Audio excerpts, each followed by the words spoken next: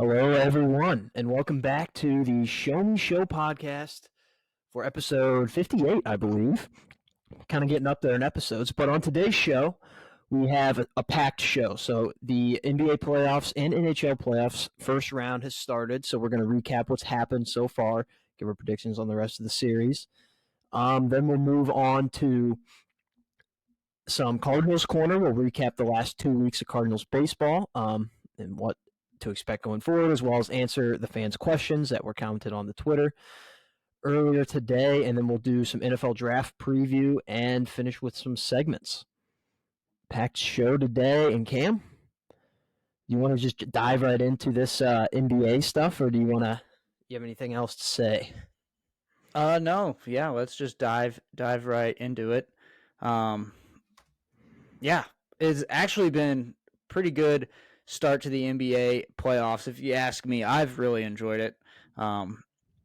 Past 2 years alone, I've just really enjoyed the NBA playoffs, and this one is turning out to get interesting really fast because some things to point out here, and I'll just read these off real quick. Here, out in the East right now, we have the Heat and the Bucks are tied at a game apiece. We'll get to that here in a second. Knicks and Cavs at a game and apiece. Sixers are up 2-0 over the Nets, but they're playing game 3 right now, and the Nets are winning. Celtics are looking like they're going to whomp the Hawks. It's 2-0 right now. And then out in the West, Nuggets had a crazy game with the T-Wolves last night, and they're up 2-0. Clippers and Suns are tied up at 1. Lakers Grizzlies tied up at 1. I think that's me and Luke's favorite series. And this is the one that I wanted to get to. Kings and Warriors. The Kings are up 2-0. So that is definitely a change of pace here in the NBA playoffs. You know, that was the big talk in the West is, okay, these younger teams, they won a shitload of games, but can they compete with, guys that have literally won finals MVPs and multiple championships? Speaking, about kind of the Grizzlies, can they take down LeBron and AD, who have won a title together, and LeBron has won multiple finals MVPs? And can the Kings somehow take down the Warriors, who have been a dynasty over the past 5, 6, 7 years, and Steph Curry, who's won a finals MVP? And there's just a bunch of finals MVPs right now hanging around in the West. I mean, both the Clippers and the Suns. Yeah. But the Clippers and Suns might be the best value series. Those teams are pretty dang close to each other. Like I just said, both have a finals MVP. Both of them are getting some finals predictions too. So, yeah, you're right. So yeah, one series or two series I want to just look at here real quick is last night both the Bucks and the Grizzlies won their game 2s to make it a game apiece in their respective series without their best players. The Bucks, I mean, they absolutely destroyed the Heat without Giannis. So, granted, they were at home, and the Heat were able to upset them in Game 1, but Giannis was out, and they adjusted pretty fast without Giannis. And they dominated the Heat last night. And then same with the Grizzlies. They didn't have Ja last night, and they showed that Ja doesn't really have to carry the workload, even if he is playing or if he's not, because they were able to beat the Lakers. So I think they're better without Ja. And we saw that last year. You're right. I don't even know if that's that much of a hot take. I know we did talk about it last year. But he's a ball hog. That's what he is.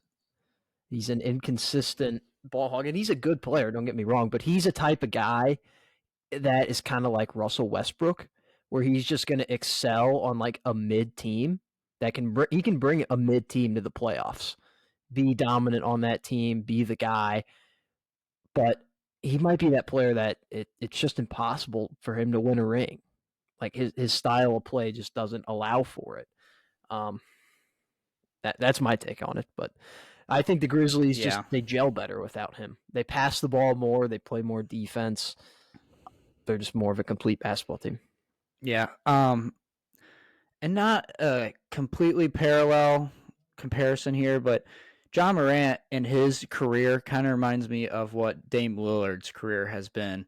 Ja is just as much of the player as Dame was, especially early on in Dame's career, but Dame doesn't have a ring. And he also doesn't have a problem with guns, but he doesn't. Yeah. Although I don't know, have you seen John Morant's new commercial? No. It has got to be one of the sickest commercials I think I've ever seen in sports. It is so cool. And I was just shocked that they're even still going through with it. It's just his Nike commercial for his new brand, his Jaw brand. Oh. It's just such a cool commercial. I don't know if you remember. Sorry. Oh, man, I'm dating myself now, but this was, I think, probably 2012, 13, or 14. Do you remember that Christmas commercial when they had all the players shooting threes and they made it to the tune of Jingle Bells, I think? No. Oh, well, it was an iconic commercial. I can't believe you haven't. I think you would recognize it. I think you would recognize it if I showed it to you. But there's very few kind of gave me that vibe. Recognize about the NBA. It's probably out of the 4 sports, it's probably my least interacted with sport, which is kind of sad. It's even lower than hockey, and that's saying something. But that is sad. St. Louis does have a hockey team. We don't have an NBA team, but I wish we. James Harden just got ejected too. What did he do? I don't know. I just saw he got ejected. I think he got mad, and that's why, because he got called for that foul. He definitely just nut tapped him. Yep. Joel should have been ejected earlier. Let's talk about that. I don't know if you saw that or not, or if you were eating, but at the beginning of this game, literally 2 minutes into this game, I did not see Nick Claxton caught a lob and dunked it right over Joel Embiid. And he started to walk over him, do the step over. And Joel wasn't having any of it and clearly just kicked him right in the nuts. And they didn't eject him. And they actually gave Claxton a technical for doing the step over. And Joel Embiid just got a flagrant one. I have no idea how. And so there was quickly tons of memes on the internet about Draymond sitting at home watching, watching Joel kick him in the nuts and not get ejected. That's another thing. That's a great point. Great segue. Yeah. Boom. Draymond Green. This is the other series that I just love to talk about. We're talking about the Grizzlies a little bit. The Grizzlies, Lakers, and the Kings, Warriors are the 2 series that I actually find myself enjoying and getting into and actually watching. The other series is just all right, let's just monitor the score from afar, not tune in. But these 2 games I can really get 2 series. And the Kings, man, light the damn beam. I'm so behind this. I think we had a segment midway through the season. We were just talking hey, alerting the listeners, hey, the Kings are here.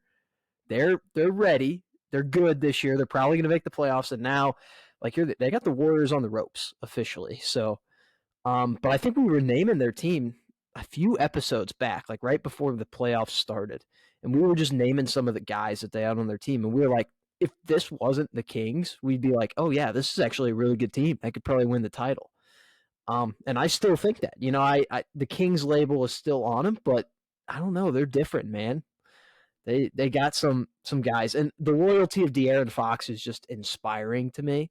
The fact that he's been there for so long, and now he's just a star on the team, just 38 points in a playoff game. Just insane. And it's the Jaw commercials on. I see it. Here we go. Instant reaction review to the Jaw commercial. I don't have the volume on. Do I have to have the volume on? Turn it on. Turn the volume on.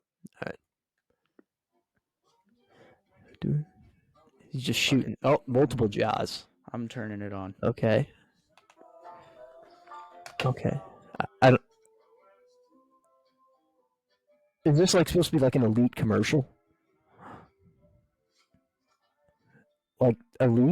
Elite commercial? It's kind of. I don't even know what this is trying to emulate. There's just multiple Jaws shooting baskets. Huh. The logo's sick. I'll say that. The logo's sick, but instant reaction. Luke is not as in on the Jaw commercials I am. No, kind of boring. But you made the comment to me last night that I just get bored with everything. So, that's true. What were you watching that you got bored with? Oh, American Psycho. Instant reaction. How did you end up liking American Psycho? I thought it sucked. Really? It was an interesting movie with an interesting concept. And it was entertaining. I just didn't really get the point of the movie. I got done watching it. I was like, all right, like that was it. Like I at least wanted him to die at the end, and he didn't. So spoiler alert there. But yeah, well, none of it happened.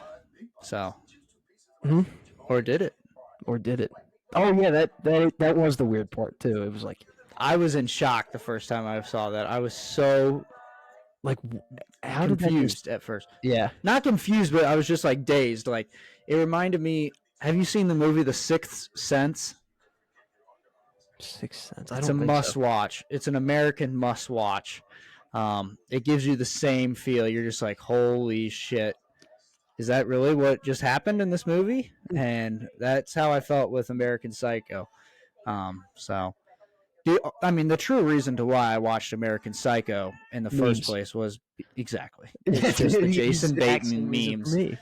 So, should I still have my TV volume on? Sorry about that. I feel like that's how that was probably going on for the past minute or two. But... Yeah, it definitely was. I feel like that's how I get all my movies suggestions and TV shows is just memes that I see on the internet. So interesting, weird concept, but it works. Yeah. It plays. Yeah, that was talking American Psycho. Exactly. What were we doing? Oh, the King series. That's right. Yeah. The Draymond Green DeMontis Sabonis incident, very, very weird. I don't mind the ejection, but the fact that Draymond Green is suspended for Game 3, which is actually tonight, I don't like that. I didn't think it was that extreme. Like it was something that if you want to eject him for, that's totally understandable. But I'm kind of with JJ Redick on this one, where it's like that, like Sabonis kind of started it. And while you just can't turn around and stomp him in the chest like Green did, it's still just it doesn't sit right. Like we talk about the old days in the NBA, like back when it was fun and thrilling, which you can say what you want. Fun and thrilling was literally just them boxing each other on the court, not playing basketball. But I do think that machetes. Yeah, with machetes, just pulling out a gun and shooting them on the court. Like, oh yeah, bring me back to those days. Like, no, that's not basketball. I'm sorry, but I think we've gotten so far away from it where it's hurt the game a little bit, and like where we just we're too soft right now, too soft in the NBA. And that is a perfect example why. Like if you do anything like show any type of emotion, you just get ejected and suspended. So I don't know how that's going to impact the game. I actually think the Warriors will win tonight, but. I will say this: Joel Embiid should have been ejected. I mean, he literally just kicked. He kicked Claxton right in the dick. So I don't know how he didn't get ejected. Yeah. But that's neither here nor there. I think he should have been instantly ejected, actually, because they ejected Draymond. Like if you're gonna eject Draymond for that, then you gotta eject Embiid for this.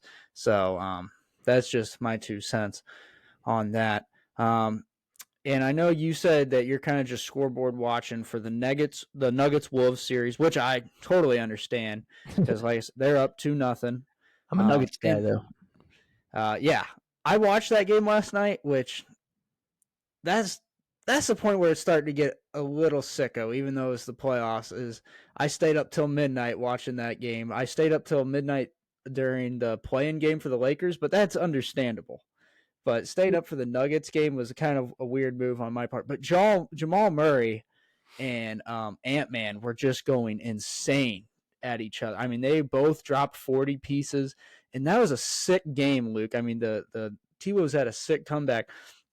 And my main point here is with this is we're coming down to the end of the season, and obviously it's a regular season award. But Jokic is insane. And in terms of the MVP, I was having this conversation with Octavio, good friend Octavio today, and he's more of a Joel Embiid fan, and And he said, that he just thinks Joel has done more this year than Jokic, especially since Jokic has already won 2 MVPs, which I don't think that should ever be a That factor. has no relevance. It doesn't. It's a regular season award, but more specifically, it's a 2022-23 regular season award. That has nothing to do with the last 2 seasons. So exactly, that's where that's where I kind of defend Jokic a little bit. Like I'm almost on the Jokic train because people's biggest reason for not giving him the MVP is he's won it the last 2 years. Like, that doesn't matter. He was the best player this year. At the end of the regular season, I found myself leaning towards Joel Embiid winning MVP because he actually plays defense.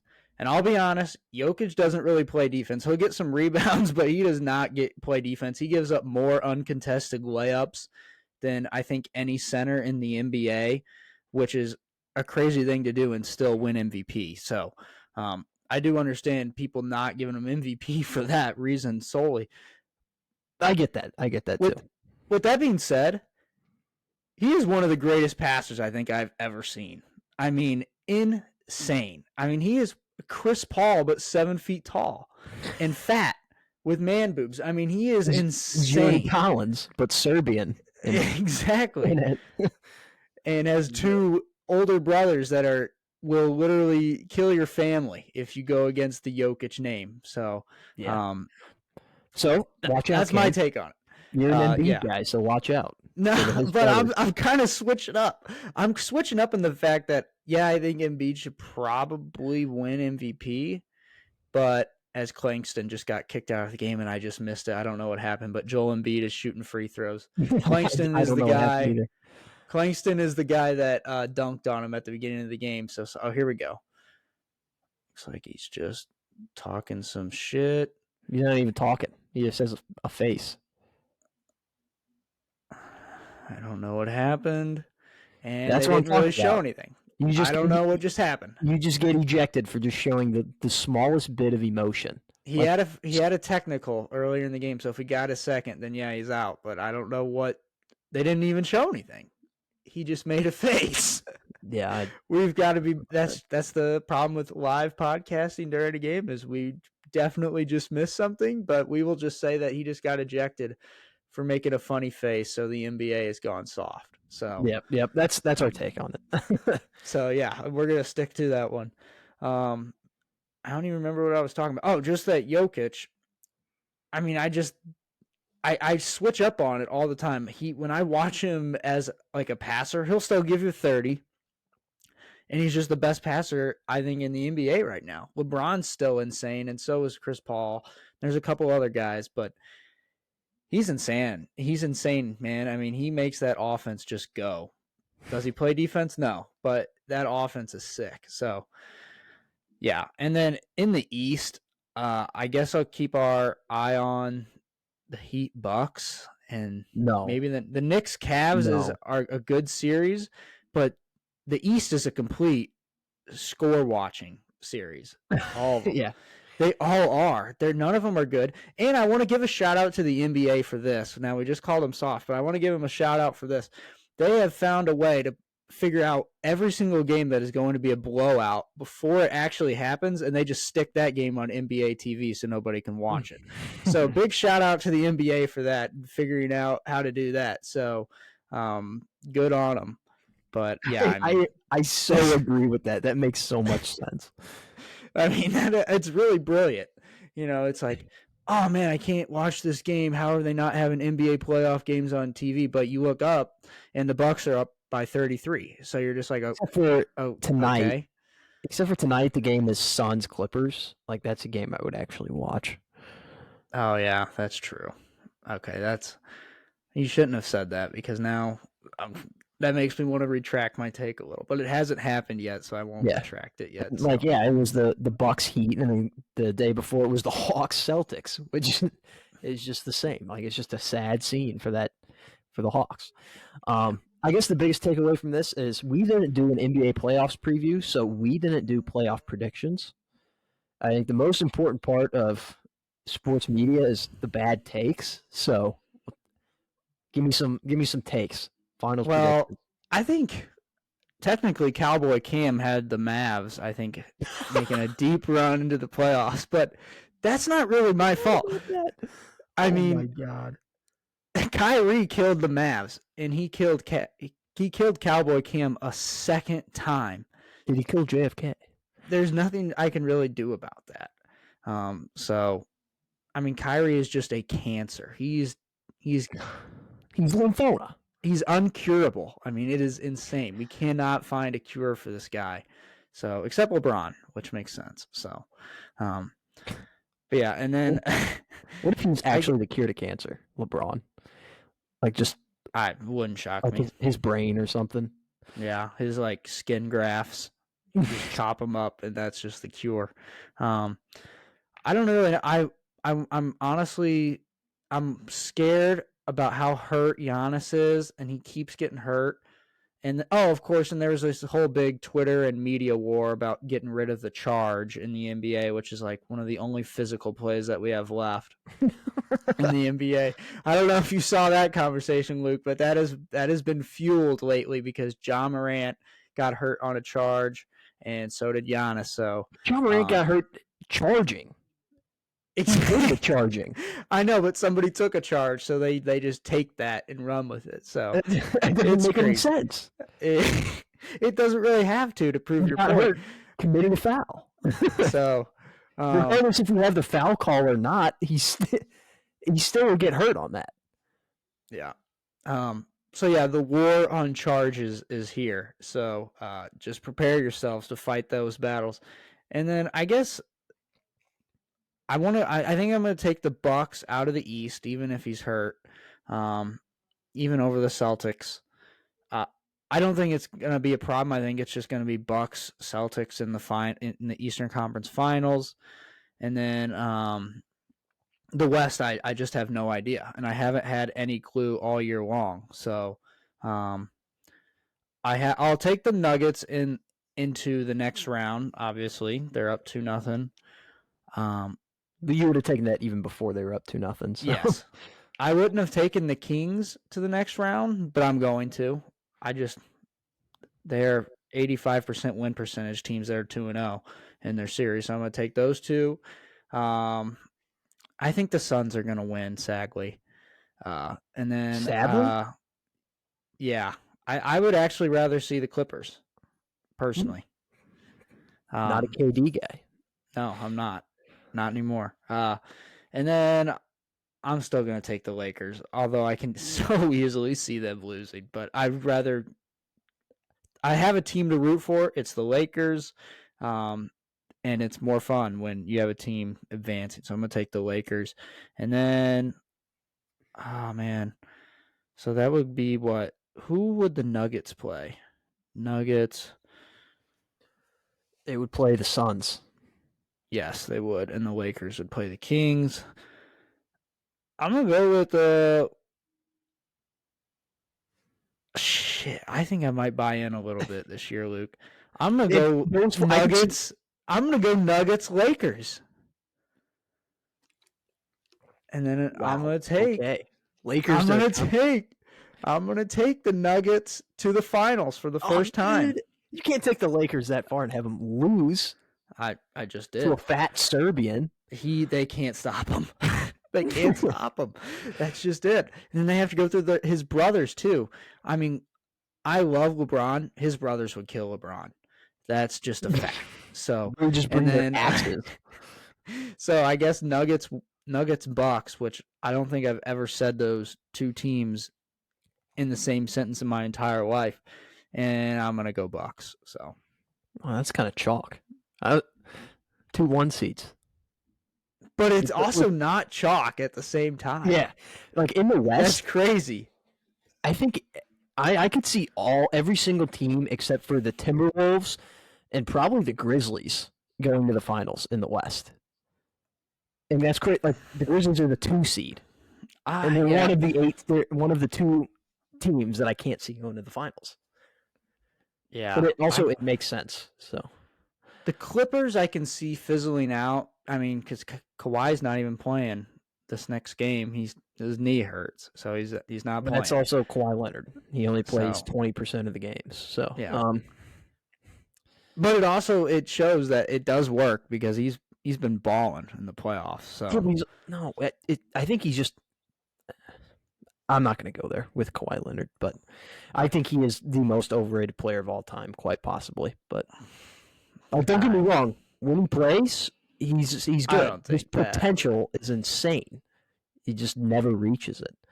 And he's had his moments. He's won 2 Finals MVPs. Yeah, he shut down LeBron. He plays well in the finals, and he plays well in the playoffs because, I mean, I think of the Raptors shot that he had against the Sixers. And he went on to win the championship that year. Or even with the Spurs, he had some moments, but people are talking about him like he's just like this great, no doubt Hall of Famer. He's a Hall of Famer. Especially in the NBA, the Basketball Hall of Fame, they let everybody and their brother into the Hall of Fame in basketball. It's not like the MLB Hall of Fame in the NFL. They'll let someone like George Hill go into the Hall of Fame. It's like, dude, he was a role player for 10 years. They will. I mean, not George Hill, but pretty much, yeah, you're kind of hitting the nail on the head there. Final NBA thing here is that Dylan Brooks is just crazy. He is just begging LeBron to go in on his ass. He said, "I don't respect nobody unless they come and give me 40." He's an instigator. Said that last night. He is, but I want to fight. He's the type of guy that, I hate him, but I love what he does. No, I love what he does. I don't respect him because he's the type of guy that will do anything to start a fight, and then as soon as like the person's like, "All right, let's go," he'll just back off and like make some excuse. I don't think he's got the balls to get in a fight. No, I actually think he's dumb enough to fight. Or if he does, he's just going to get destroyed.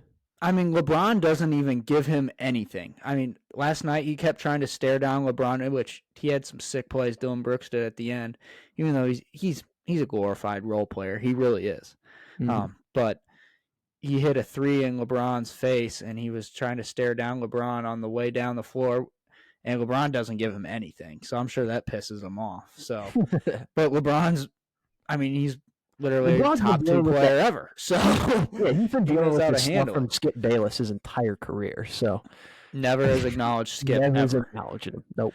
Most one-sided conversation in human history per Ball Sack Sports. So it could actually like get to that point one day, though.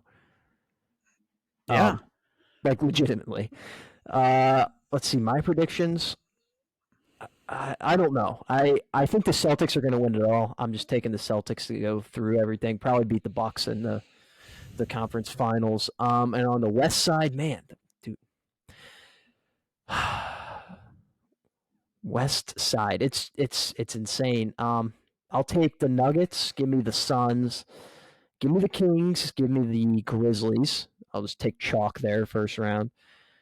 Suns and Nuggets is going to be a great series. I can't wait for that.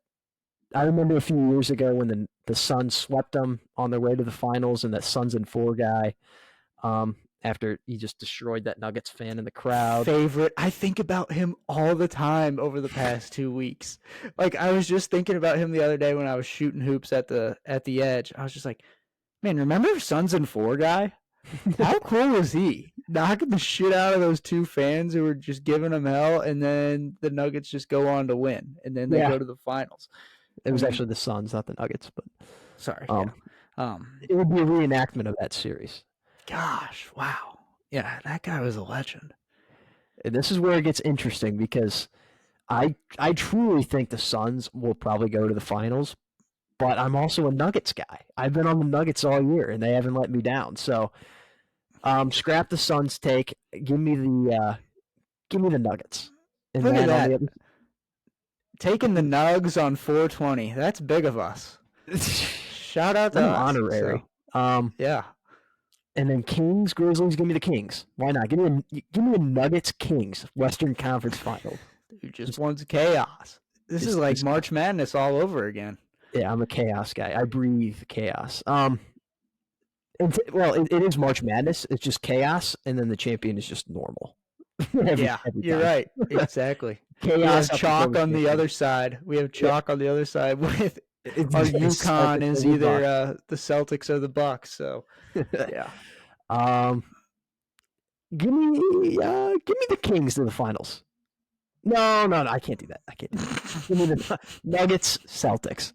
It's still kind of chalk, but I don't know if I can do that. I want to like the beam, man, but Nuggets on 420 and in the Nuggets. I'm a Jokic guy. I'm a Nuggets guy, but I don't want them to win it all. Let's be clear there. Just go to the finals because Stan Kroenke cannot get another ring. He's already had too many rings in the last few years. Does he own the Nuggets? I thought he only owns owned the every Avalanche. franchise that are somewhat likable, and I hate it. Huh? I thought he only owned the Avalanche. Avalanche, Rams, Nuggets, and Arsenal. In the Shit. He's just a rich scumbag. I'm kind of out on the Nuggets now. I'm still a Nuggets guy. I've been behind him. But give me the Celtics to beat him in the finals. I hate the Celtics. I've always been a lifelong Celtics hater. I don't like the Celtics either. That's the thing. I mean, they've literally always been my least favorite team, pretty much. I don't even hate them. Like their coach last year, Udoka, I loved him, and when the stuff came out, I loved him even more because it's like that is just a guy acting on his bonks. But I don't even know who this one guy is, but he does.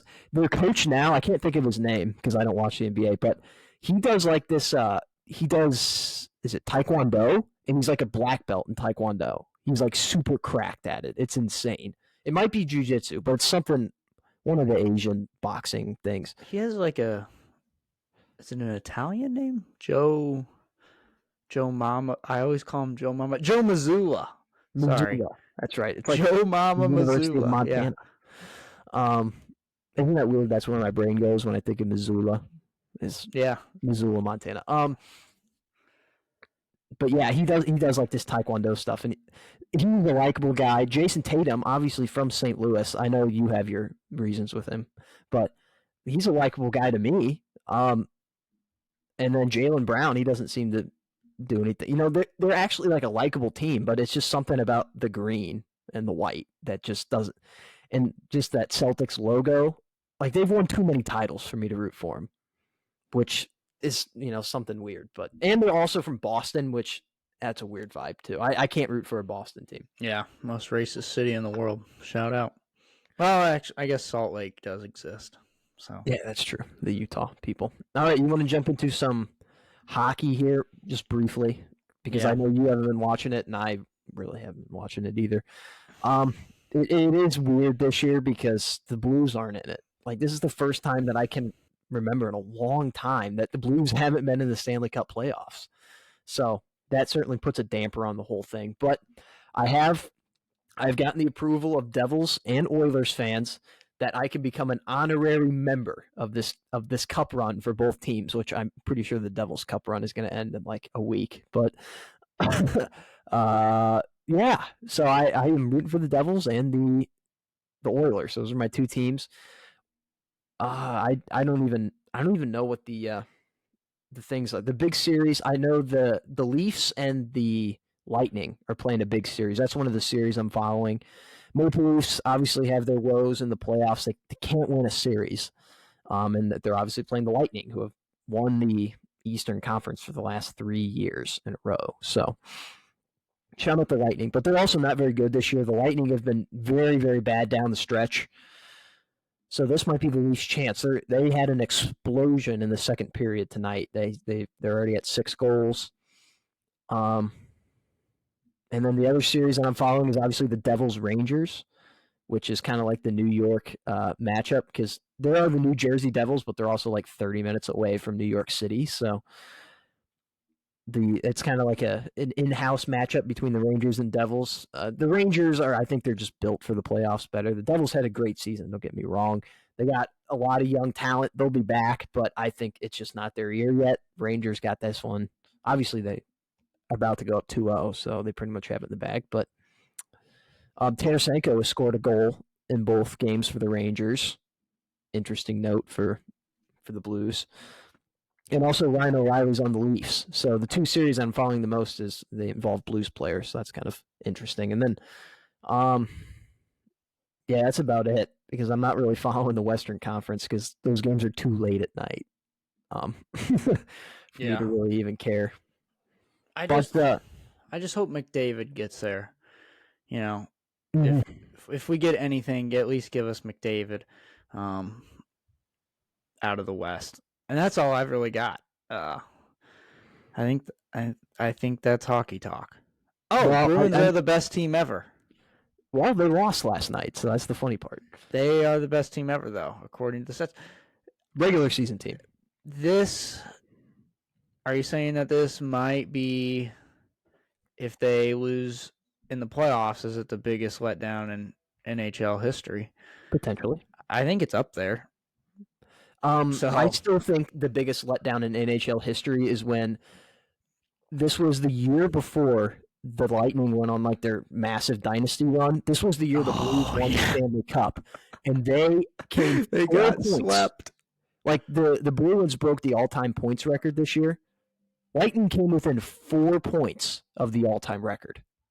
2 wins of tying the all-time points record, and they just got swept by the 8 seed in the first round. And it is the saddest thing I've ever in maybe any sport ever. It was just horrible. So that was the greatest notes app I've ever seen, I think. I know that wasn't a true notes app, but it was pretty much a notes app. From who? Like the Thank You Lightning fans or whatever? Yeah, I actually want to pull that up real quick. I'm going to read that. But, shout out the Lightning because they went to win back-to-back Stanley Cups and then went to the finals the year after that. So they did avenge that series. But nothing the Bruins can do in this playoffs can top that. Because they won a game at least. They won a first-round game at least.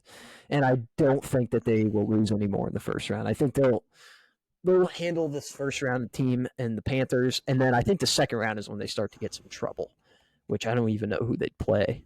I guess it would be the Maple Leafs or the Lightning, if I'm correct, which would be interesting. Okay, where's that? And yeah, I guess we could say my predictions. In the Western Conference, since I really don't want to go the Oilers though, because I don't think they're. What the shit? I can't find the tweet. Give me. You know what? Just give me the Oilers over the Knights in the second round. So give me the Oilers over the Stars in the Western Conference Finals. And then in the Eastern Conference, give me the Rangers over the Bruins. And then let's see, that would be Oilers Rangers in the finals. Give me the Oilers. Give me the Rangers. They have a better goalie. Goalies play in the finals. They do. Play through the whole thing. All right, here we go. 2019, April 16th, 2019. We don't have any words, and we know you don't want to hear them. We understand your anger, your frustration, your sadness, everything you're feeling. We get it. This isn't the ending we imagined, and certainly not the one we wanted. Thank you for being there the entire way.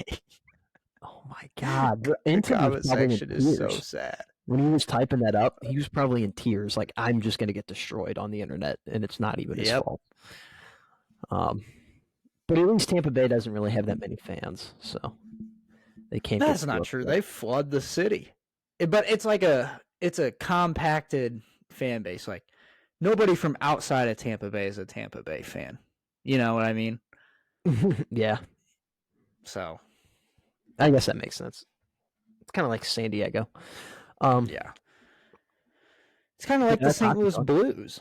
Nobody's really a St. Louis Blues fan. It's not. Yeah, it's just in the United States. It's just not like, like how there's just random NFL Packers fans in Missouri, and stuff like that. The NFL is something I've come to notice that the NFL is just it's gotten so big where everyone has a team, everyone has a player. Like, even like me, I'm a baseball guy.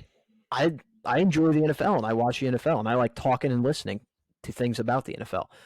I was talking to a soccer guy the other day. He loves soccer, but he's so into the NFL. Like, everyone that's like a soccer guy, I feel like even if you're a basketball guy, you're like, oh yeah, I like the NFL too.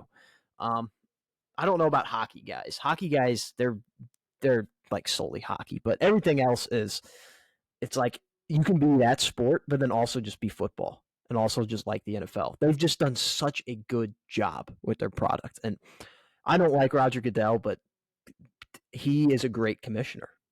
I'll say it. He does a great job at promoting the game, getting the owners more money, and taking the blame for it, for everything he does. So he's a great Hall of Famer for sure. Easily. I agree. I mean, there's pure reason out there to hate him, but he does such a good job, and I mean he rules my favorite sport, so I respect him, and he does a good job recently, I think. So yeah, that's another thing. Like I was talking about, you can be a secondary NFL fan. Your sport is football. It is the NFL, and so obviously you get super into it. But even like today, you were just telling me before we started recording, like I miss the NFL. Like that's how good they do. Like for the guys that aren't involved with the NFL, they do a good job of making it the second sport and like still being entertained with it. But for the guys that it is the number one sport, they make them miss it all year round, like when it's not on. So it's just, it's just insane what they've done. They've literally taken over the sports world. And for me, that's just football in general. Like, I mean, I severely miss college football. It's the best pregame snack to NFL Sunday, college football. So I miss them both a lot. But yeah, I think over the past couple of years, I have found myself to just be an even bigger NFL fan than college football, because you're exactly right. The product is literally the best out of all of the sports, and probably the best playoff system now as well, with Super Wild Card Weekend. Although the MLB has done a good job too with their recent additions of the extra wild card teams too. But Super Wild Card Weekend is my favorite football weekend. That's saying something, because I love bowl season and stuff like that, but it is the best. So, well, bowl season's a little different because like the games don't really mean a whole bunch. Like to some schools they do, yeah, especially not like, you anymore. can't advance. It's just one game and you're done. So it is a little different. Maybe we got off topic there. What were we even doing? Oh, Cam, do you have a Stanley Cup Finals winner? McDavid. Okay. That's talking hockey. No, I took the Rangers over McDavid. That's right. Which that would be so fun, because I was watching the Rangers earlier tonight. They have a fun team, and to see them going up against McDavid and the Oilers, those colors, the Rangers versus the Oilers colors. Could you imagine that? Oh. That's not is sadly not going to happen. My true pick is the Bruins over the Oilers. So. Oh, okay, man. I would like it though. Those are still good colors. Yeah, they are. So. I just don't want the Bruins to win. I'm not a Boston guy. I'm anti-Boston. Don't like the Patriots. Don't like the Red Sox. We could be in for a double entendre here: Bruins and the Celtics. That could be really bad. So I just want to put a warning out there for everyone. In 20, brace yourself. I think it was the year that the Blues beat the Bruins in the finals. And that was also the same year the Patriots and Red Sox both won their respective sports. And so people were just getting ready to make fun of the Celtics as being the only team not to win. But then the Blues obviously knocked that down. All right, you want to do what are we doing next? Tough scene of the week? Yeah, sure. All right. I'm going to take your last one too, because I had that as well. So okay. Then we'll each works for me. All right. My first tough scene of the week, and this is taking us back to the NBA world, but there is, if you have a Twitter presence of any kind, you probably saw this a little bit, but Scott Foster versus CP3. Scott Foster had won his previous 14 games, I want to say, or maybe it was 13. And if you're wondering who Scott Foster is, if you have no idea who that is, he's just the main referee, like of his referee crew. But in the last 13 games against CP3, Paul. Hold up. Cam, that's a fake stat. You got ball sacked. No, that's not a completely ball sack stat. If you look it up. PMT'd. I thought they were making that up. I thought PMT was doing that too. It was on ESPN. They had their own stat. Really? Hold on, I can pull it up on ESPN. You got, what do you even call that? You got double ball sacked. I was too You woke. got double ball sacked. Yeah, exactly. You're too woke. So, damn, getting double sacked is even worse. So yeah. Penetrated. Okay. Yeah, they got both. Never mind. All right. So Scott Foster, he lost his winning streak to CP3. CP3 finally got him last night, or not last night. I guess it was 2 nights ago. To even up the series against the Clippers. So Scott Foster dropped one. But there is a funny parody account on Twitter that's just called Scott Foster, has the blue check mark. Literally looks like the real Scott Foster because it's just his profile pic and just like a really nice looking account. And he made a great tweet that just added Chris Paul. It said, "At Chris Paul, may the best man win tonight." And but yeah, CP3 got the better of him. So, but still, shout out to Scott Foster. The Arizona Cardinals uniforms just dropped, Cam. Oh, really? I'm sending them to the Senate right now. Let's do a live break here. I'm going to do my next tough scene, and then we'll do a live break. Arkansas, my next tough scene is Arkansas got rings for going 7-6 and beating Kansas barely, by the way, in the Liberty Bowl. Tough scene. Major tough scene. They have been clowned to all hell, and rightfully so. My only defense of Arkansas here is that game was sick. I'll say that. But getting rings for the Liberty Bowl is definitely different. Okay, and here we go. Let's live com here over Arizona's new threads.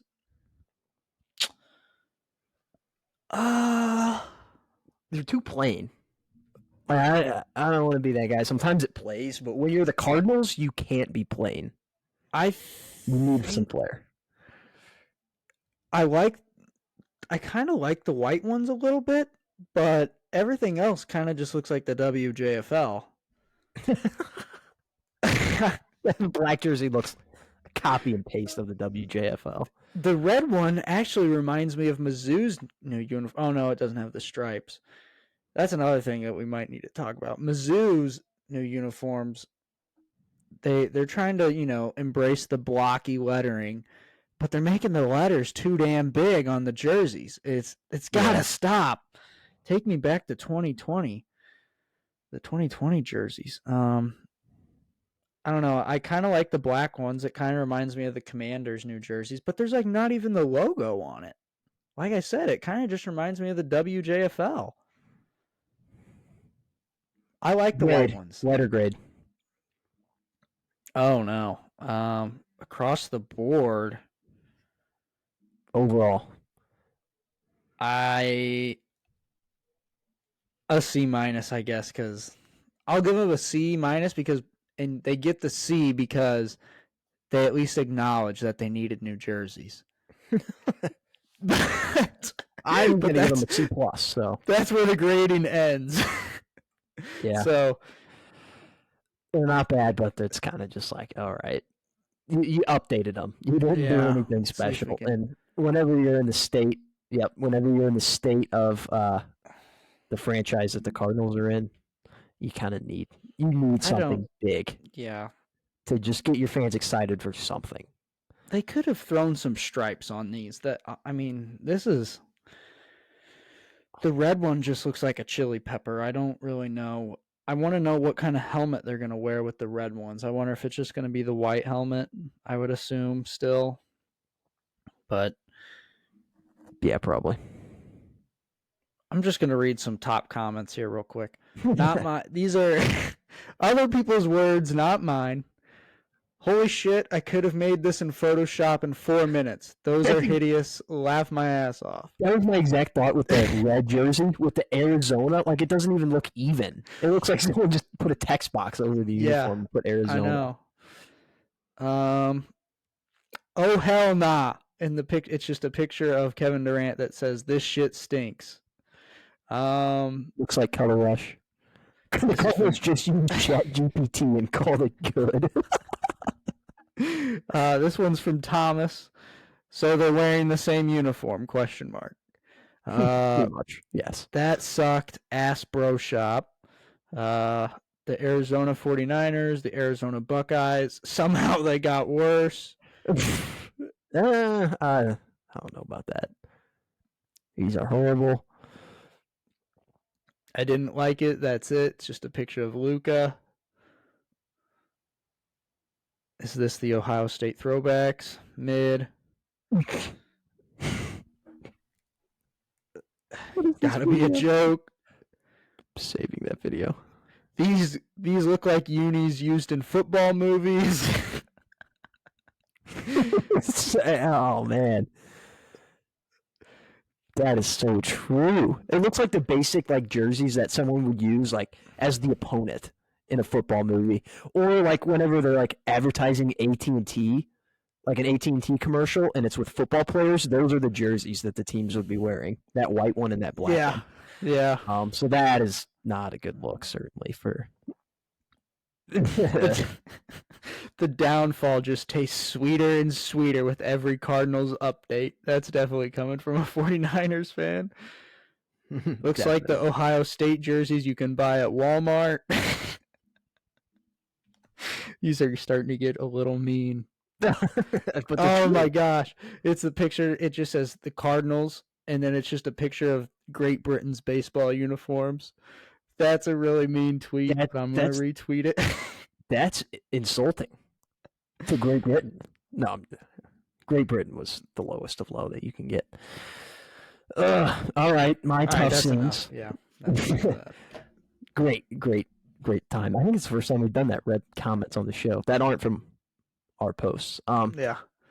Tough scene of the week. Mine, Cam also had this, but I also had it too, was basically just the Pirates owner, because the PNC Park workers are going on strike. The ushers, the ticket sellers and ticket scanners that you see at the gate, all going on strike. They are basically, they want better wages. They want better working conditions. And I'm all for them just because I know that the Pirates owner is a cheapskate, and they're probably, the workers are probably right. They probably don't have the greatest working conditions. They probably don't get the greatest pay.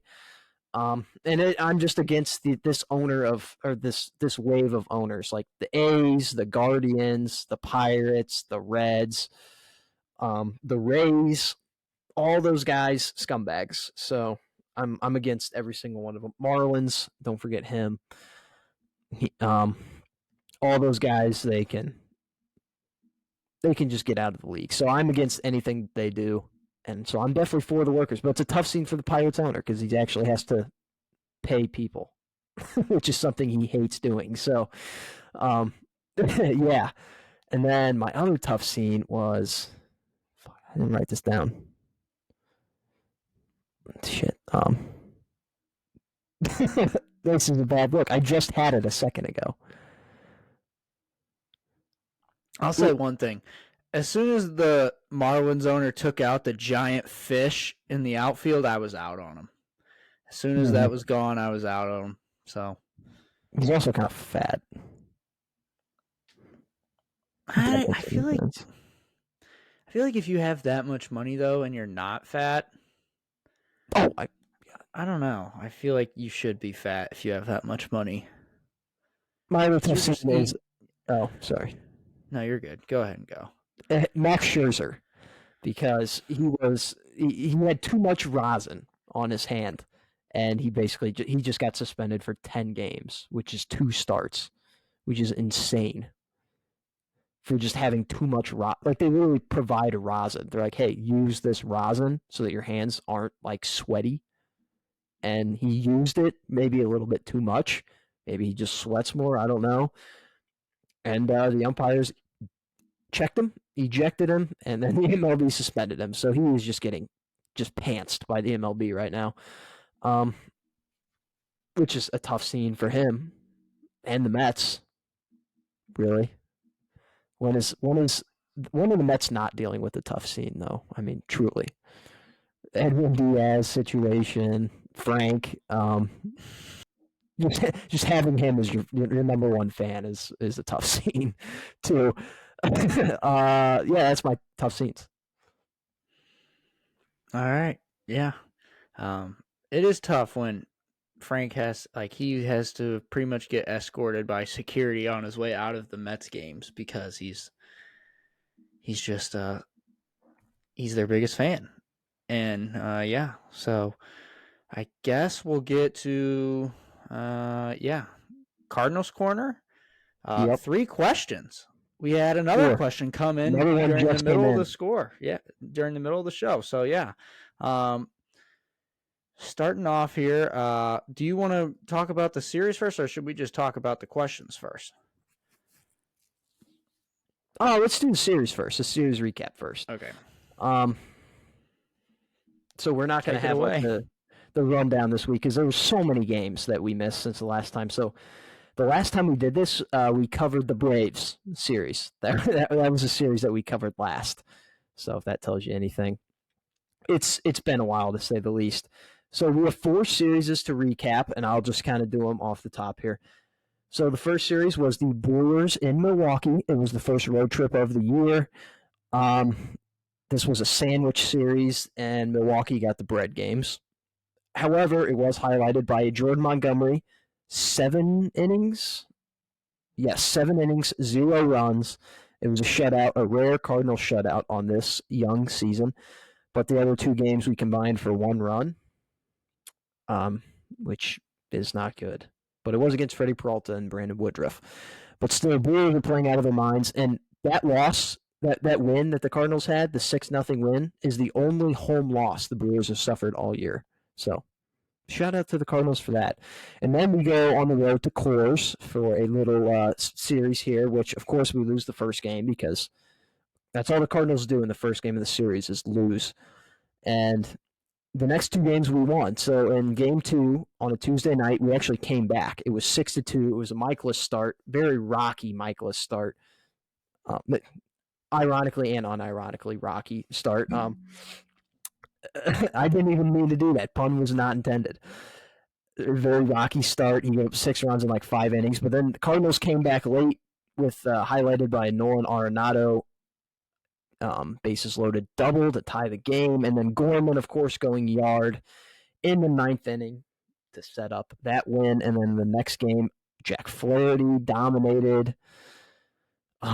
He went 6 innings, 2 runs, almost 6 innings, not quite 6 innings.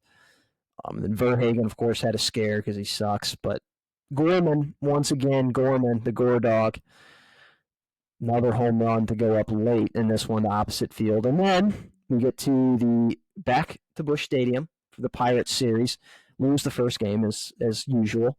And then on Friday, me and Cam were actually in attendance for this one, along with a lot of our friends. We all went down there, enjoyed a nice game of baseball. Got a Nolan Arenado bobblehead, too, for free, so that was pretty sick. We won this one 3-0. I actually won a bet in this one that Jake Woodford would go 5 innings with giving up no runs. So shout out Jake Woodford for that, winning me $10. Much appreciated. And then on Saturday and Sunday, it goes into extra innings. And we lose the first one because we brought in Jordan Hicks, and he sucks. And he gives up a home run. He gives up first a walk, and then a home run to Andrew McCutchen. So that game's scrapped. And then the next game, probably should have lost this game because we had so many opportunities to win. Like in the 8th inning, Arenado and Goldie start off back-to-back hits. 2nd and 3rd, nobody out, and we can't score. But Tommy Edman does save the day with a walk-off single, ground ball up the middle. And then the Diamondbacks series, I'll be honest, I watched 1 game, and that was it. I didn't watch the first 2 games of the series. Just because 1, I was busy, and 2, I didn't really care because I just knew we were going to lose. So we lost the first 2 games.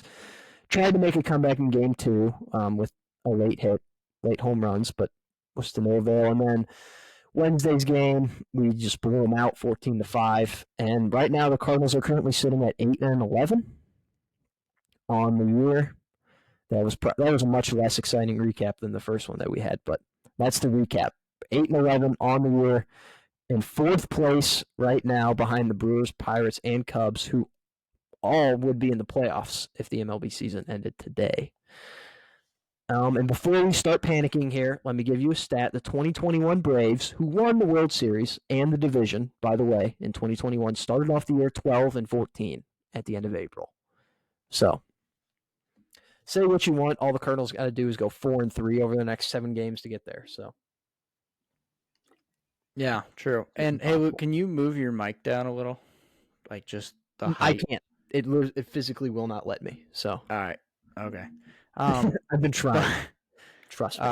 But yeah, so the pitching has been up and down, but that's kind of just baseball. And like Luke just said, it's the beginning of the season, so you don't have to panic just yet. But also, people are saying that this is like one of the worst teams to watch in a while. So, in terms of Cardinals teams, that is. But yeah, we were at that one Pirates game. My cousin was at the Cardinals game in Colorado where they came back. That was pretty sick. Nice. Yeah, there's not a whole lot for us to say, except we'll get into it in the Cardinals Corner, except Gorman has been really nice. Burleson is not 212 pounds. No, that's what he's listed as. And yeah, that's kind of about it, really. I'll say it looks like we might be picking up Bumgarner off the waivers. I've seen commit very serious crimes. Let's see. I want to hear, what crimes are you willing to lay out on the line? Because I'm not they're willing to pick them up. I'm not going to specify, but there will be some serious damage done to the city of St. Louis, which I will not be prosecuted against either. But that's neither here nor there. We cannot sign Mad Bum. If we sign Madison Bumgarner, he would become the worst starting pitcher on our team, and that is saying something. Because do you know how bad our starting pitching has been? Obviously, you do. He would not be he's not the solution. He would not be the fix. I don't think he's washed either, but I think they might do it anyway. So they're not going to do it. But yeah. One, they already have 5. They already have a rotation right now that they seem to be set with, and 2, Wainwright is on his way back in like a week or 2. Yeah, he was in Springfield yesterday. So, and he's better than Mad Bum. He's a bum. No, I don't think he's a bum.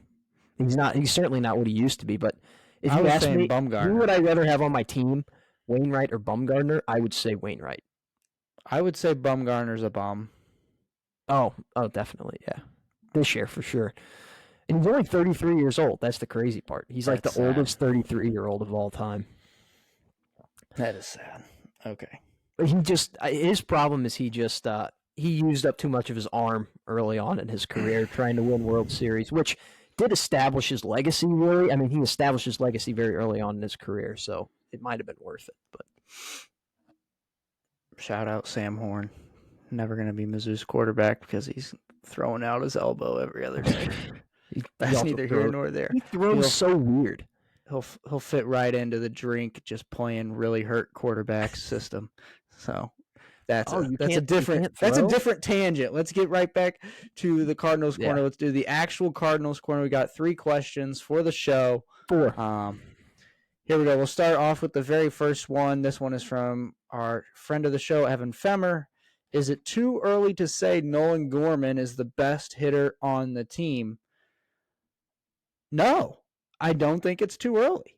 And it's too early to panic altogether, but I don't think it's too early for Nolan Gorman to be named the best hitter on the team right now. Now, I think at the end of the day, we might still be looking at Paulie and Arenado, but right now it's still Gorman. You know, it's a classic Gorman barrel. That's all you have to really say. God, he is barreling every time he comes up. He strikes out occasionally, but that's what all big league hitters do. That's baseball. He barrels. He hits a line drive, a hard hit ball almost every single time, and his swing is so clean. It reminds me of Bryce Harper, and Bryce Harper is one of the smoothest swings to watch. If you ever played MLB The Show and you swung with Bryce Harper, you know the feeling. It is just a beautiful swing. And Gorman, he has a very similar swing path, and that's what it reminds me of. Now, is he going to be Bryce Harper level? Probably not, because that is like best player in the league type stuff. But I mean, he's been very good this year. He's got 5 home runs, leading the team in that, and OPS. Is he the best hitter on the team? Is it too early to say Nolan Gorman is the best hitter on the team? I would say yes. It is too early. I mean, at this point in the season, he is our best hitter. But is it too early to declare him the best hitter of 2023? Yes, I would say so. We've got a lot more breakouts, I think, to come. I know when we were talking about our breakout players, I had Gorman as mine, Gorman and Carlson. Carlson may be dead, but that take may be dead. But yeah, I would say it is too early to declare him that, but he's been the best hitter so far. Yeah. Yeah, and I was always wondering about that. I've just never been a Carlson believer. He just doesn't poise anything for me that makes me a Carlson believer. You weren't around at 2021. And even before that, really, I think it was like 2019, before the COVID year, where he was raking in the minor leagues. Oh, yeah, because I can't watch minor league games ever. And if you're doing it in the minors, it doesn't matter. It's not worth a damn. It only matters what you do in the show. I wasn't talking about it. I don't watch minor league games either. It's just like the hype, I guess, is kind of what I was talking about. I remember the hype. I've been on Twitter for 7 years. Okay, I wasn't sure. I think I feel like I'm deeper in Cardinals Twitter than you, but you're also just deeper in like every section of Twitter than me. So, I don't know. No, yeah, you're definitely deeper in a Cardinal Twitter, but you don't have to get that deep to see who's hyping about what. I mean, I've been around the world a few times with guys like the Bader Kisner accounts of the world and stuff like that. So, yeah. So of course, I know a little bit. Does that mean I watch? No, but I see. Okay. Always watching.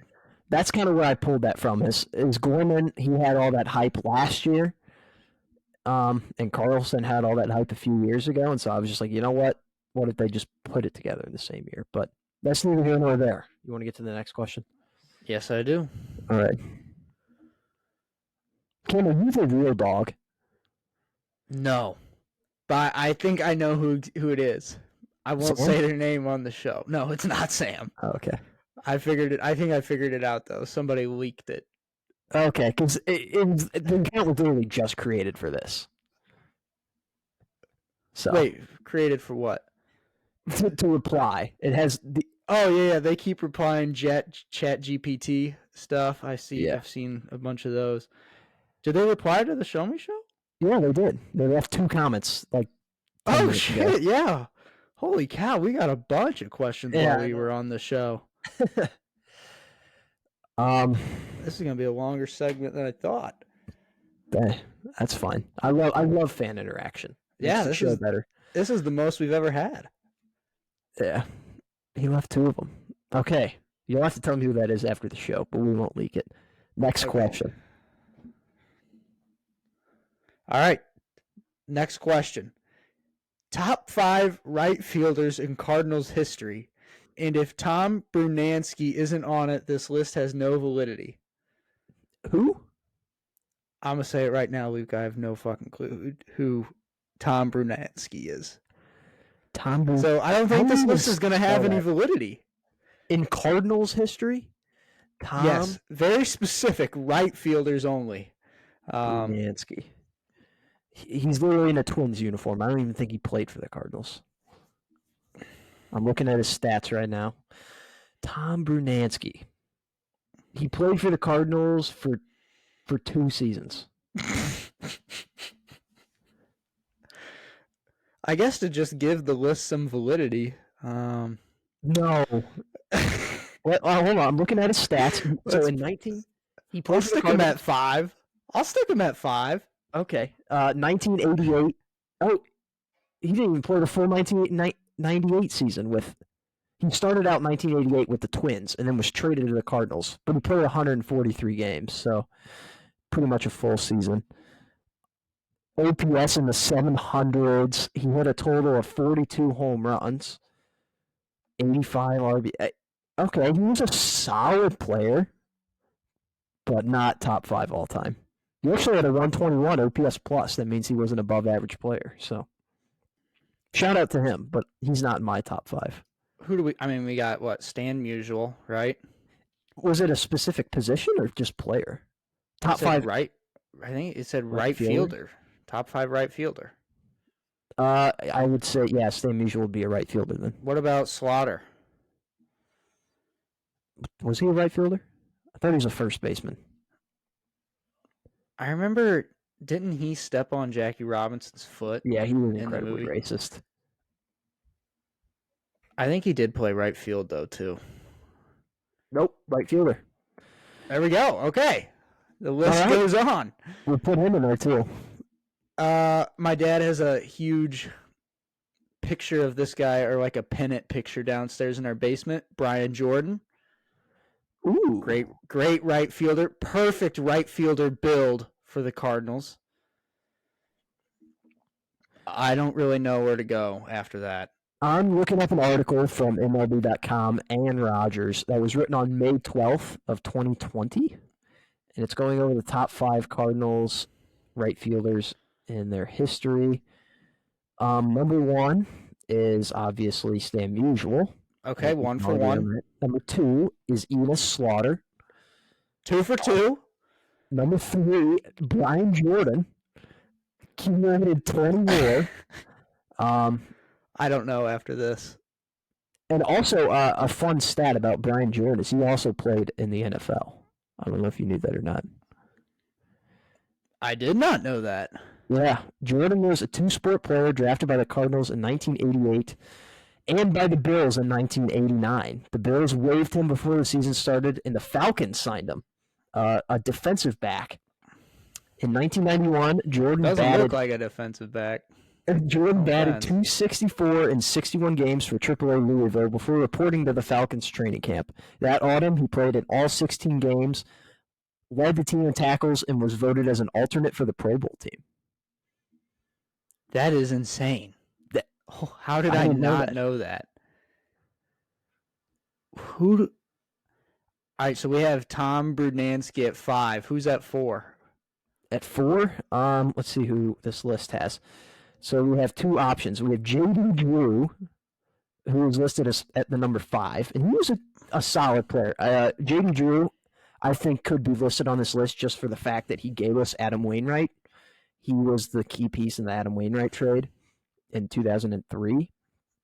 And then George Hendrick was the other one. I don't know either of those guys, so you pick one.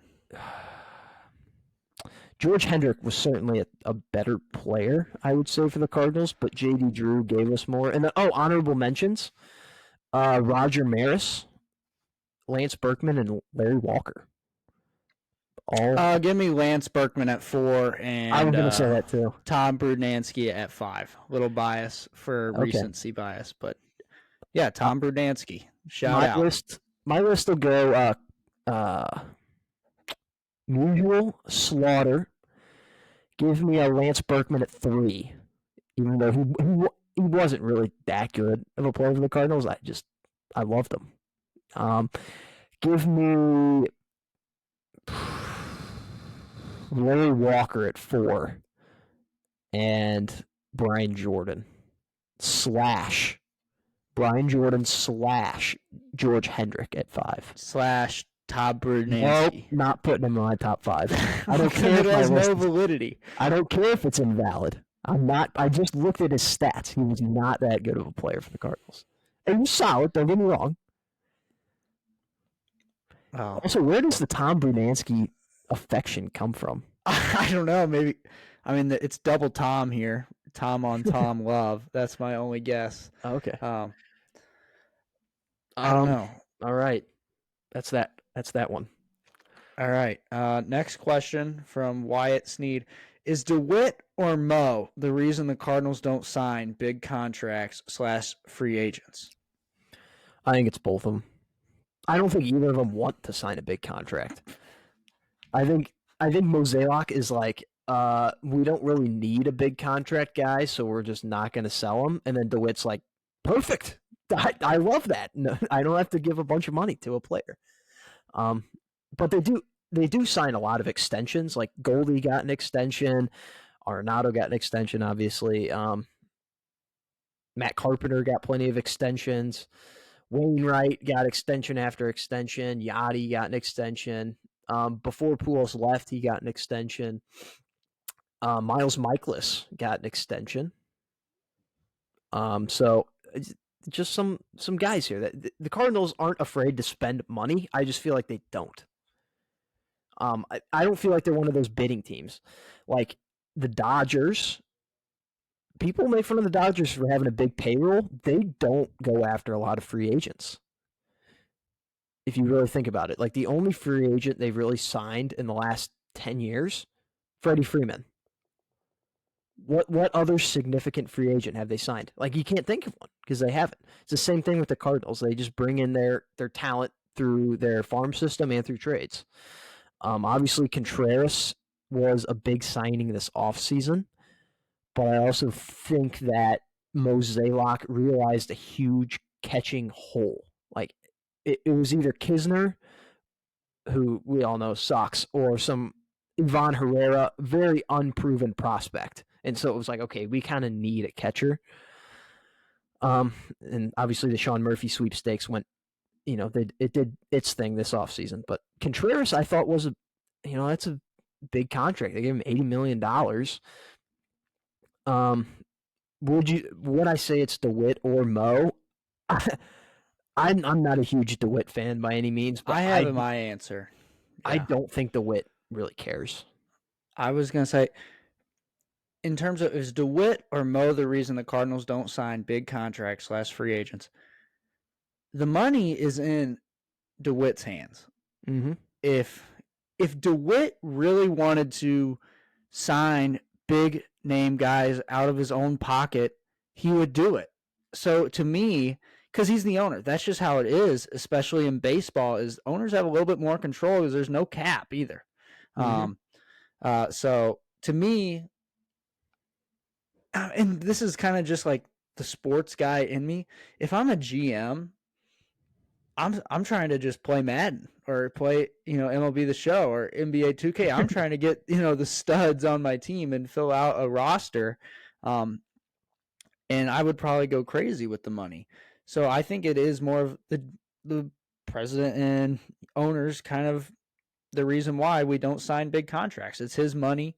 If he doesn't want to spend it, then he's not going to allow Mo to spend it. And kind of like the same thing that you just said with Contreras, you have to enact as a GM and sign a catcher because you have a gaping hole at catcher. You have to get somebody.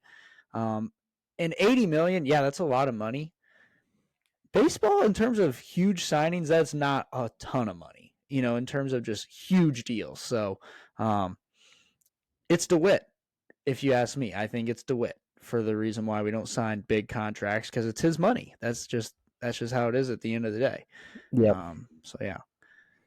I don't know. I feel like if Mo wanted to sign a free agent, he'd just go into DeWitt's office and be like, "Hey, can I sign this guy?" And he'd be like, "Sure, here's some money." I really do think that Mo runs this team. My team. Yeah, but at the end of the day, I mean, let's be real here. Mo's been here for a while, so he knows by now how much money DeWitt's willing to spend. That could be. So I just think Mo sucks at signing free agents, and so he just kind of avoids that topic. Like, really, when have you ever had a good free agent signing? Anything over $20 million has gone very poorly. I mean, Dexter Fowler, Brett Cecil, Greg Holland. Greg Holland. That's a Jake Baldwin classic. What? Greg Holland? The Greg Holland signing. Oh my God. I was so excited for that too whenever we did it, and then it just blew up in our face. It was insane. So, all right. Next question, and I think this might be my favorite question. This is from the dog, the real dog. Why Fred Bird isn't helping the team out, period. He skipped the trip to Seattle to be at the grand opening of Jimmy John's. Common Fredbird pick up the slack and get back on the mound. I couldn't agree more with this tweet. Yeah, I don't know if he's asking Fredbird to pitch here, but let me just break this down for a second. I agree with this take. Fredbird isn't helping the team out as much as he should be. I look at a guy. Let's take a look at a team in the NL, Luke, that has had some tremendous success over the last few years, has even won the World Series. That's where you're going with this. Blooper, the man himself. He is all in all the time. He's not going to Jimmy John's for some grand opening in some little suburban town of Washmo for some grand opening. He is at the game. He is throwing T-shirts. He is hanging with fans. Away games. He goes to a bunch of away games. Not all of them. You can't go to all of them. Well, maybe this is Fredbird Series he takes off. It is on the West Coast. They're going to Seattle, San Francisco, and L.A. It's a long trip. He's just not but he's not the playmaker that Bloopy is. What does Bloopy do, Luke, when he is not on the field and not making plays for the Braves? How about stiff arming sixth graders in the face into the turf? Fredbird's not doing shit like that. Some mascots are just built a little bit different. Fredbird's not, and so I kind of agree with this take. Why isn't he helping the team out? I don't know. I don't know if it's a contract situation. I don't know if it's, they're just sending him out to lesser situations like the Jimmy John's opening. Wait, is that the one in Washington that he's coming to? Yes. When is that? I don't know. I thought I think we have to protest. We have to tell him go to Seattle. Yeah, I actually agree with that too. So, and I think this final sentence, instead of common Fredbird, I think he meant to say, come on, Fredbird, pick up the slack and get back on the mound.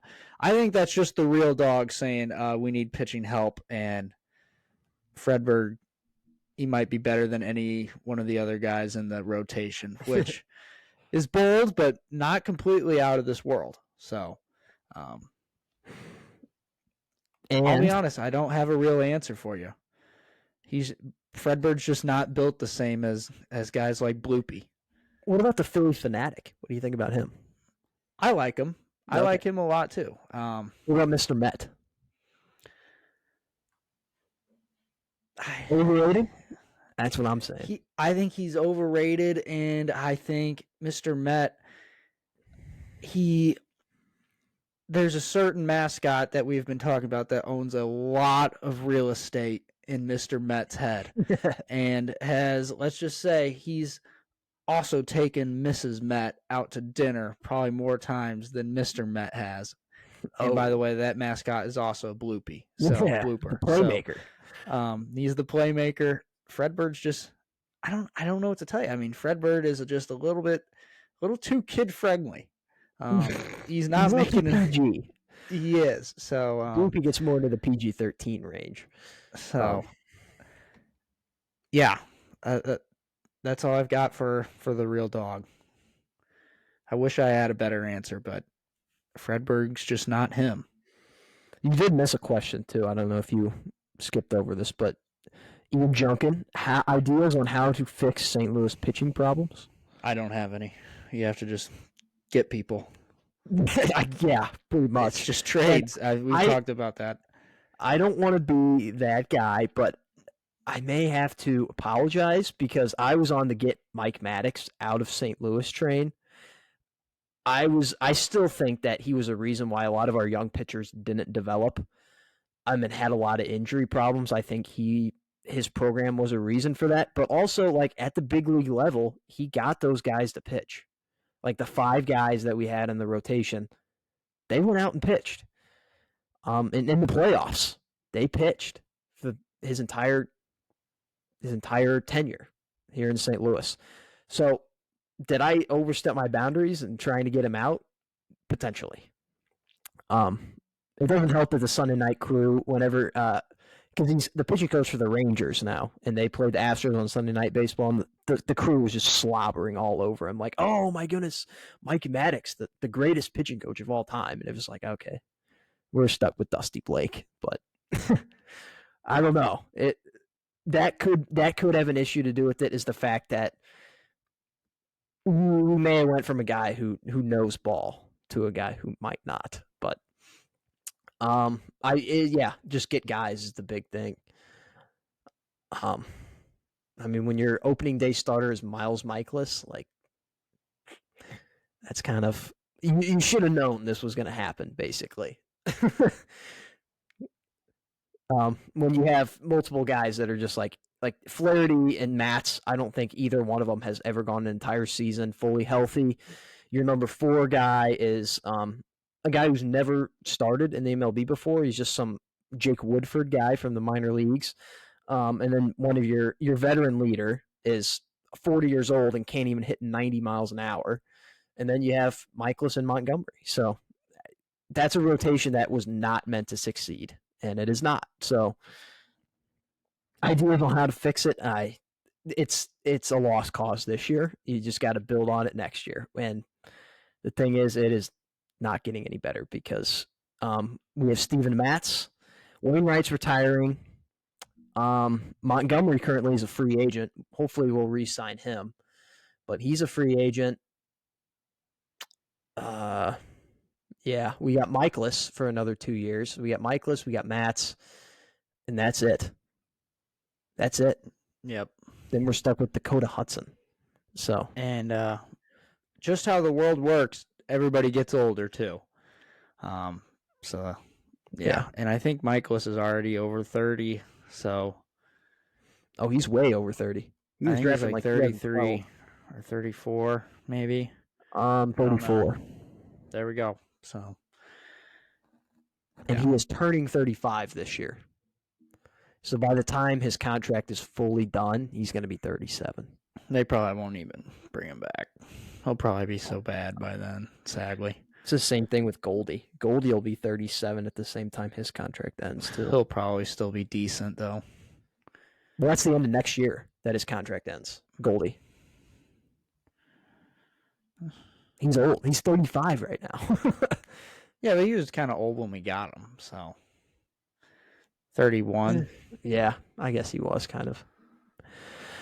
All right. Is that all the questions that we got? That is. Wow, that was a segment, let me tell you.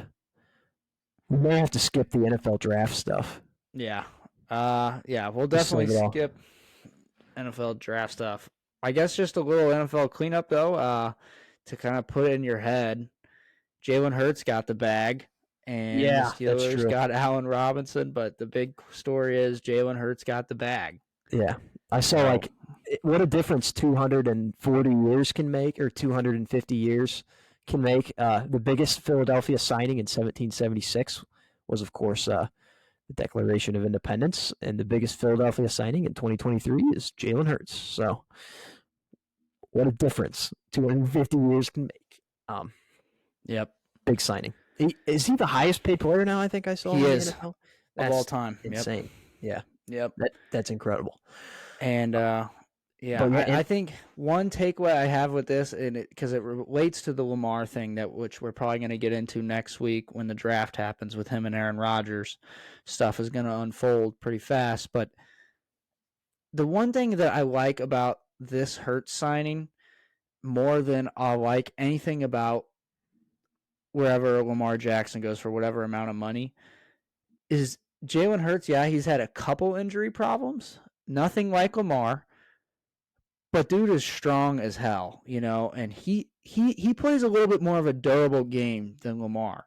And it's only 5 years, and that's perfect because that's a perfect scale by the Eagles, because by that time, still taking into the consideration how Jalen Hurts plays, he's going to be on the decline. So perfect deal for the Eagles, really. I mean, I know you don't want to pay that much, but it still really is the perfect deal.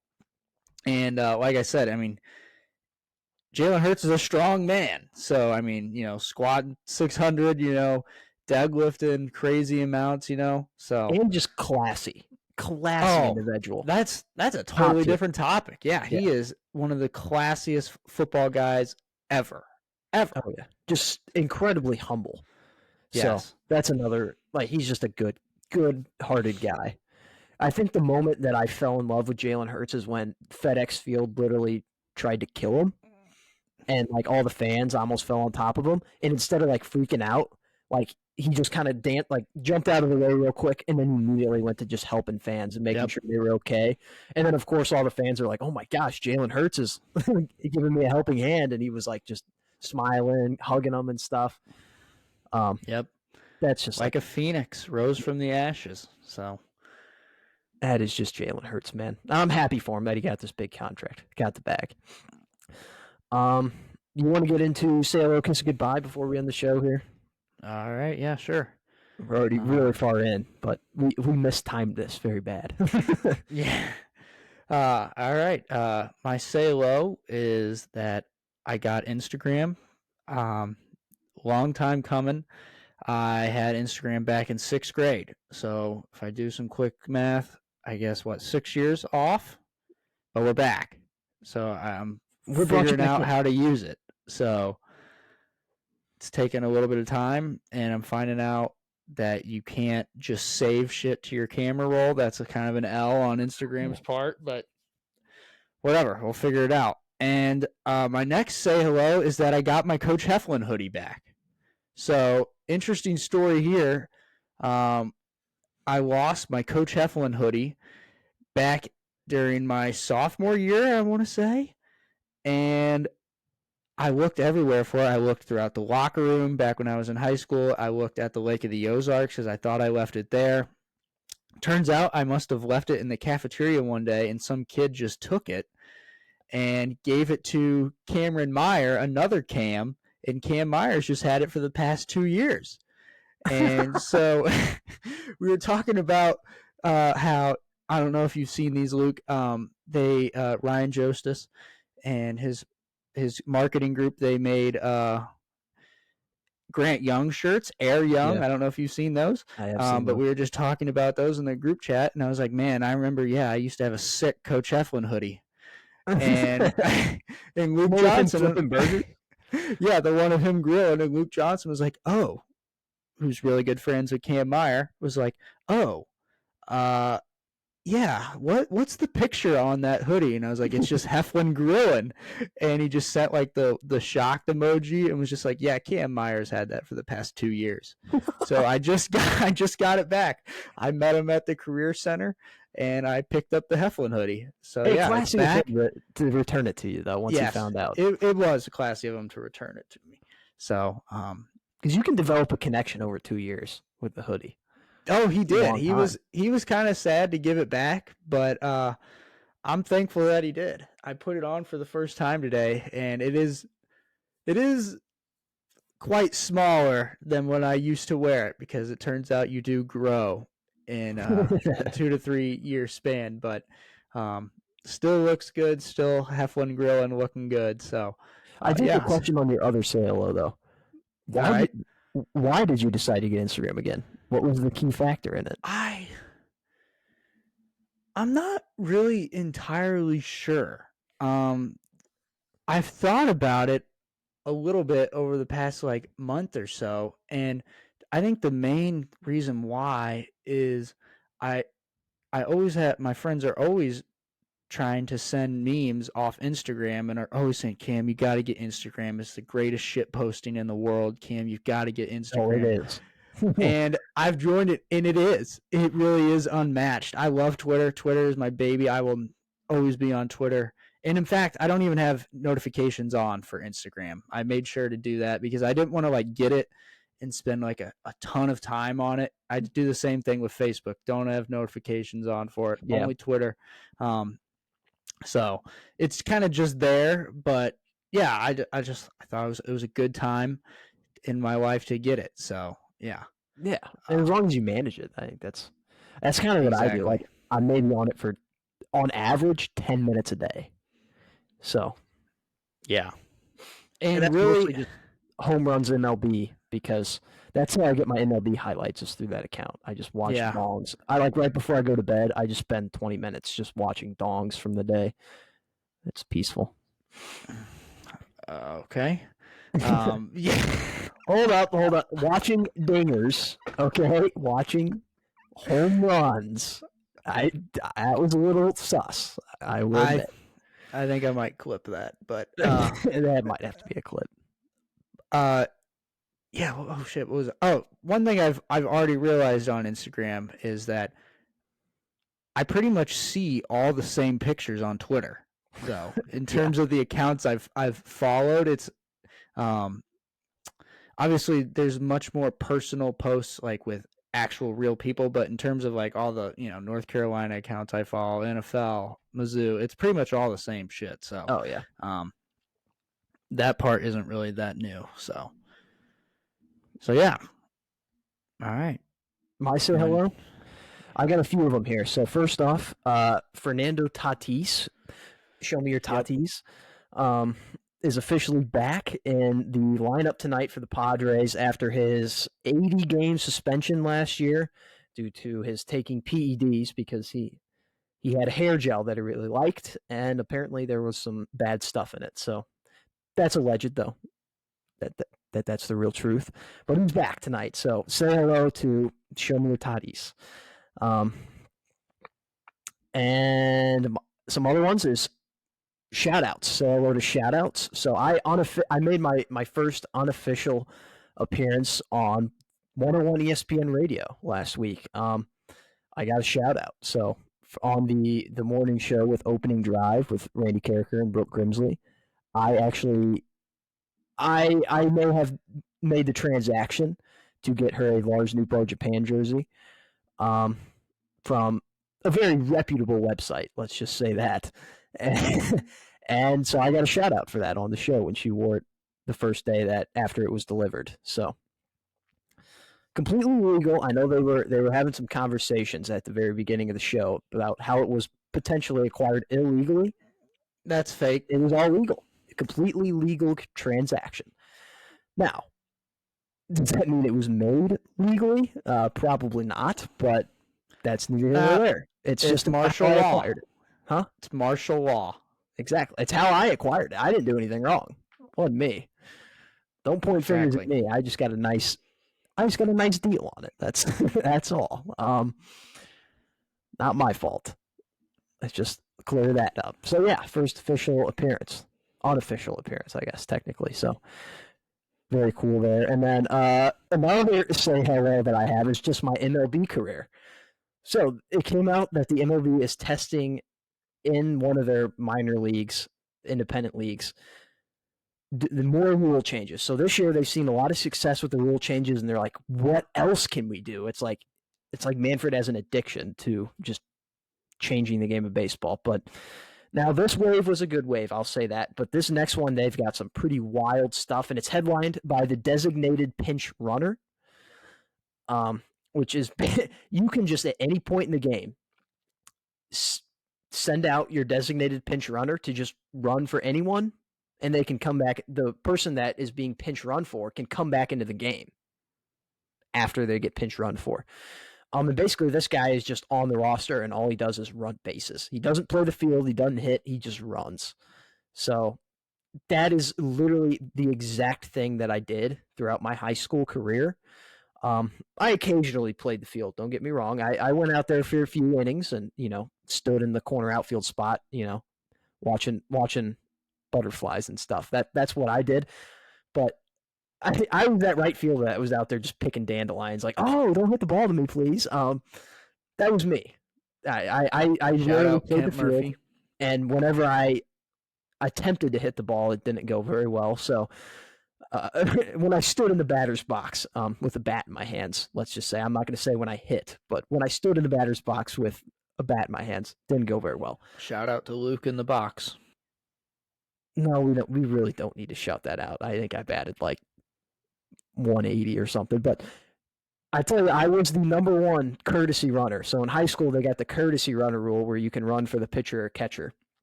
And it's basically like the designated runner, but it's only for pitcher or catcher. And then, of course, late in games, I was the pinch runner, which is just the same as a pinch runner.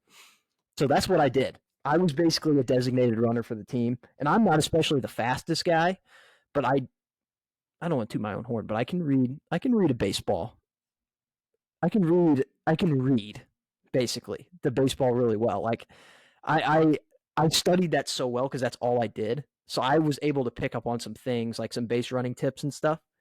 If this actually becomes an MLB rule, I will try. I'll try out for an MLB team for the designated runner position. So you're like Albert, just a good base runner. Yeah, except I'm probably faster than Albert. Now, granted, in 5 years, if this becomes an MLB rule, probably not faster than Albert. But at this point in my life, yes. Wild. So if it does make the MLB, I swear I will try out. But yeah, that's the rule changes. We're not going to get into the other rule changes because they're just so bizarre. I don't think that they will have any chance of making it to the MLB. But this one, I think, does have a little bit of traction at least. Yeah, that's my CLOs. Yeah, I like it, actually, quite a bit. I don't know how I feel about it yet. Just put fast athletes on the base paths. I like that. But it's also, at the same time, it's taking away that part for the other athletes, like the hitters or something that really aren't that fast.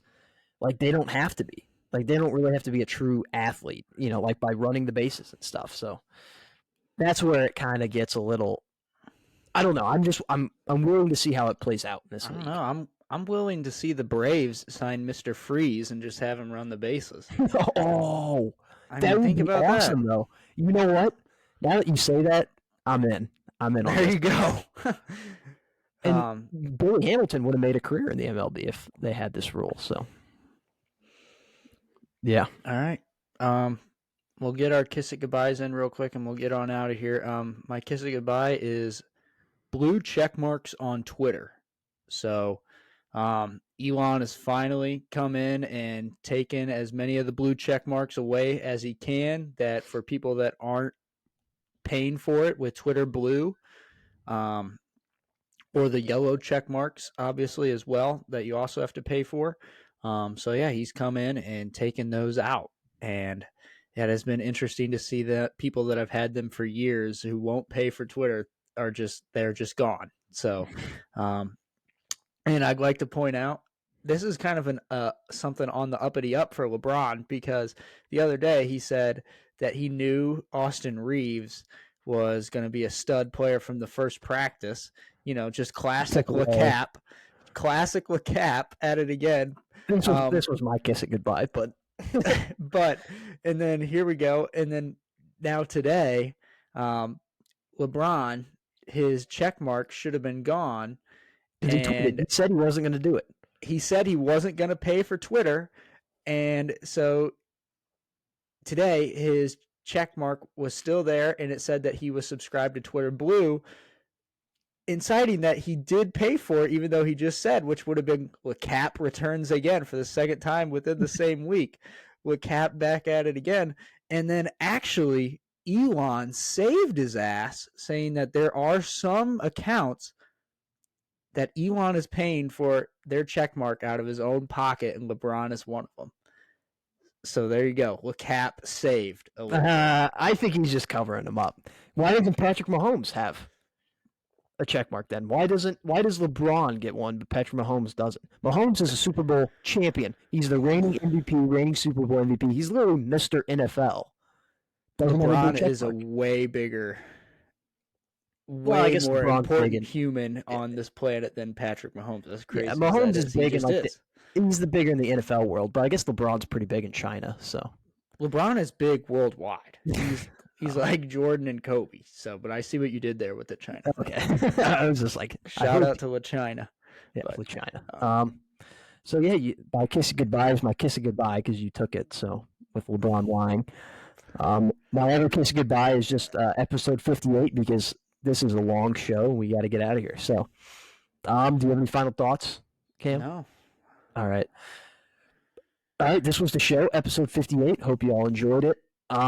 We'll be back next week for the NFL draft episode. It will be just a complete show on the NFL draft, nothing else. We might do another show with the other stuff. I don't know yet. We haven't decided, but just an NFL draft show. We'll be previewing the NFL draft, some of our picks, some of the headlines. like the Lamar Jackson, Aaron Rodgers stuff that Cam alluded to earlier. All that stuff, make sure to tune in sometime Wednesday or Thursday morning next week. It will be before the draft that it's out. Just keep a heads up for that, and thank you guys for tuning in. And if you're still listening at this point, shouts out to you because that's insane. And we'll see you next week.